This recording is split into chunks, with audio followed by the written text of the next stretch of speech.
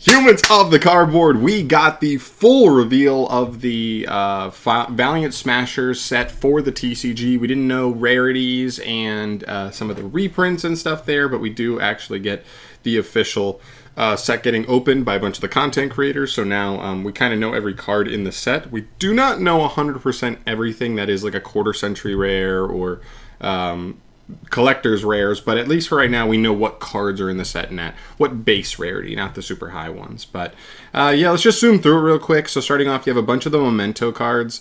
They're actually called memento. Oh no, I guess they're just called, wow, it's really weird. Momentotlin is how they talk about every single monster. I mean, it's weird. It's really weird the way they do the name, but okay. Okay, so looking at it here, they've got their big guys, obviously in Ultra Rare. We knew that was going to be the case. Anglewitch is one of their better starters, I believe, searcher cards. So that's a nice to make that an Ultra. And then Bone Party, I believe, was the other like big popular one. Big spell card for them. So 3 Ultras for them. Nothing too crazy, but still decent. You know, 3 could be worse, to be honest. Going from there, we get to a bunch of the generic cards. You get a Terraforming reprint, Supply Squad, Tikaboo again. We've been getting so many Tikaboo reprints. But yeah, that's fine. Then we move to Centurion. So this is the big one everybody had big questions about. Ultra Rares. We've got Primera, Trudea, Emeth 11, Emeth 6, sorry. I believe that's 6. Don't know my Roman numerals that well. Legatia, and then Emblema Oath. So you've got 5 different Ultra Rares here. It's not that bad. That's actually not the end of the world. I actually don't hate that. For a little bit of context, Wild Survivors, we saw those 3 archetypes come out, and Vanquish Soul was super dummy expensive because you had Raisin, you had Pantera, you had Borger, Mad Love, Caesar Valius, Rock, and Stake Your Soul. They had 7 different ultra rares, and so it forced the price of this archetype to go so high.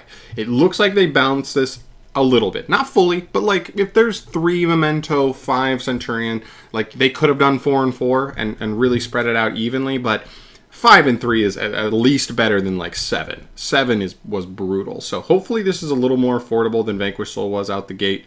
I'm really hoping for. Moving on with more reprints. Summoner Monk, Draco Berserker is nice. Angel of Zera, Magic Planter, Synchro Transmission, Gravity Collapse. Nothing too crazy there. And then you get to the Valmonicas. So bunch of supers to start here. But then you get to the voice card. I believe that's the spell. Skelta, another spell, I think. Ultra. And looks like that's it. So only 2 ultras for Valmonica. That's really funny to me because I've had a lot of people, when I say like I think Centurion's clearly the best archetype here, Memento is interesting, Valmonica seems ass, everybody was like, Valmonica's not ass. Well, clearly Konami agrees because even Memento got more ultra rares than Valmonica. We'll see if they get more stuff, but this should honestly be a pretty cheap archetype if they're giving it just these.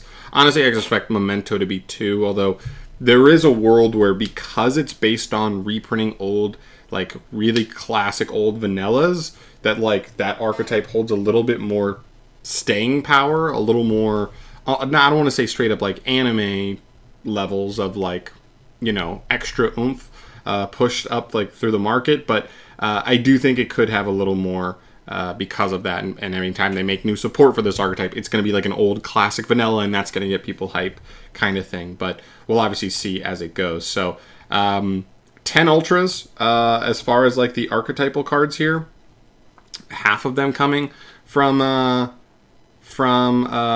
Centurion, but you know, like I said, 7 in the last one, so I guess it's progress here. Looking at the rest of the reprints, Loageth, not bad. Trick Clown, Spooky Dogwood, Baguska's nice. Stained Glass of Light and Dark, Honest, Dark Honest, Archlord Christia, 2 Mechlord monsters randomly. The Abominable Chain Soul's not terrible. I don't even know what this card is, to be honest. Eschatos, Colossal Fighter, Foolish Burial, Valhalla, Advanced Draw, Imperial Custom, Call the Haunted, and Apophis. Apophis is a pretty cool one, too. Kind of surprised they're reprinting this card so early. This card was like, came out in like 2 core sets ago. But whatever. Yeah, so all in all, reprints really underwhelming. Like sometimes they'll just put at least like one or two nice reprints. At most, there's like some okay kind of reprints here, like only two or three of them, like Baguska and like I don't know, terraforming.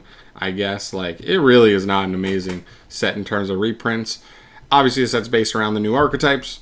We'll take it. I mean, listen, I still expect the Centurions to be like decently expensive, especially since like Legatia, their extract monster, is still a 3 of. So that being an ultra rare means that guy's probably going to have a chunk of change behind him. But we'll see. There's got to be value here. It's got to come from these archetypes.